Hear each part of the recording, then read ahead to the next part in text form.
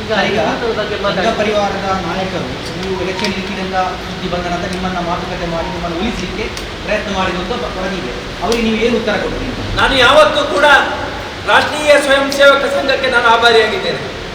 ರಾಷ್ಟ್ರೀಯ ಸ್ವಯಂ ಸೇವಕ ಸಂಘದ ತತ್ವ ಆದರ್ಶಗಳನ್ನು ಇಟ್ಟುಕೊಂಡೇ ನಾನು ಸಮಾಜದಲ್ಲಿ ಇವತ್ತು ಬದುಕುವವನು, ನಾಳೆ ಬದುಕುವವನು, ಇದಕ್ಕಿಂತಲೂ ಹಿಂದೆ ಕೂಡ ತತ್ವ ಸಿದ್ಧಾಂತದ ಅಡಿಯಲ್ಲಿ ನಾನು ಬದುಕುವವನು.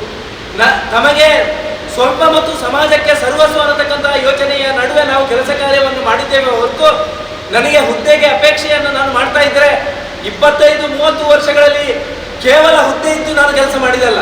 ಕೆಲವೊಂದು ವರ್ಷಗಳಲ್ಲಿ ಮಾತ್ರ ನನಗೆ ಅವಕಾಶವನ್ನ ಸಂಘಟನೆಯವರಿರ್ಬೋದು, ಪಕ್ಷದವರಿರ್ಬೋದು, ಸಂಘಟನೆಯವರು ಕೊಟ್ಟಿದ್ದಾರೆ ಹೊರತು ಹೆಚ್ಚಿನ ಅವಧಿ ನಾನು ಯಾವುದೇ ರೀತಿಯ ಹುದ್ದೆಯನ್ನು ಅಲಂಕಾರ ಮಾಡದೆ ನಾನು ಕೆಲಸವನ್ನು ಮಾಡಿದ್ದೇನೆ.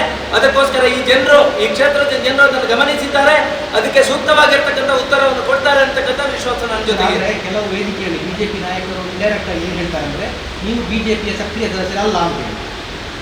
ನೋಡಿ, ಕಳೆದ ಬಾರಿಯ ಚುನಾವಣೆಯ ಸಂದರ್ಭದಲ್ಲಿ ಅದಕ್ಕಿಂತಲೂ ಮೊದಲು ವಿಸ್ತಾರಕ ಯೋಜನೆ ಅನ್ನತಕ್ಕಂಥ ಯೋಜನೆ ಅಡಿಯಲ್ಲಿ ಭಾರತೀಯ ಜನತಾ ಪಕ್ಷ ಒಂದಷ್ಟು ಶಕ್ತಿಯನ್ನ ಈ ಕ್ಷೇತ್ರದಲ್ಲಿ ಶಕ್ತಿಯನ್ನ ವೃದ್ಧಿಸಬೇಕು, ನರೇಂದ್ರ ಮೋದಿ ನೇತೃತ್ವದ ಸರ್ಕಾರದ ಯೋಜನೆ ಅಡಿಯಲ್ಲಿ ಈ ಕ್ಷೇತ್ರವನ್ನು ಬಿಟ್ಟು ಇನ್ನೊಂದು ಕ್ಷೇತ್ರದಲ್ಲಿ ಕೆಲಸ ಮಾಡಬೇಕು ಅನ್ನತಕ್ಕಂಥ ಯೋಜನೆ ಅಡಿಯಲ್ಲಿ ಈ ಕ್ಷೇತ್ರದಿಂದ ನಾನು ಮೂಡುಬಿದ್ರೆ ಪಂಚಾಯತ್, ಕಿಲ್ಪಾಡಿ ಪಂಚಾಯತ್ನಲ್ಲಿ 15 ದಿವಸಗಳ ಕಾಲ ಕೆಲಸ ಮಾಡಿ ಪಕ್ಷಕ್ಕೆ ಶಕ್ತಿಯನ್ನು ತುಂಬತಕ್ಕಂಥ ಕೆಲಸವನ್ನು ಮಾಡಿದ್ದೇನೆ.